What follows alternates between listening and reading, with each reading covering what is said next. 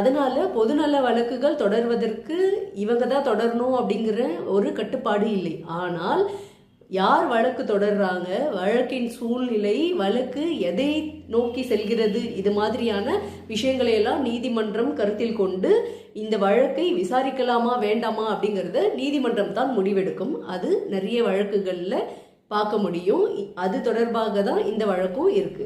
இந்த வழக்கில் என்ன சொல்றாங்க அப்படின்னு பார்த்தீங்கன்னா, வழக்கு தொடர்ந்தவர் என்ன கேட்குறாருன்னா, மகாத்மா காந்தி ரூரல் டெவலப்மெண்ட் அப்படின்னு ஒரு ஸ்கீம் குஜராத்தில் கொண்டு வராங்க.